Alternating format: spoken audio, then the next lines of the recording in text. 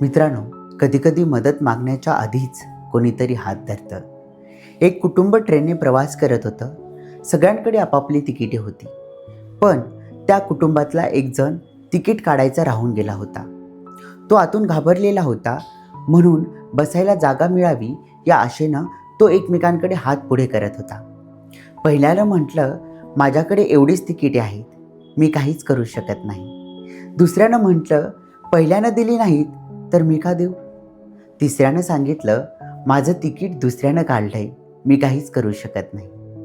चौथ्यानं सरळ म्हटलं, ते माझं कर्तव्य नाही. पाचव्यानं अड घातली, मी तिकीट देतो, पण त्या बदल्यात मला काय मिळणार? सहाव्यानं पाहिलंच नाही असं करून दुर्लक्ष केलं. आणि तेव्हाच सातवी व्यक्ती पुढे आली. त्यानं हात पुढे करण्याआधीच तिने त्याचा हात धरला. काहीही न बोलता ट्रेनमधून खाली उतरली आणि शांतपणे म्हणाली, बाळा, हे घे माझं तिकीट, माझ्या जागेवर बस.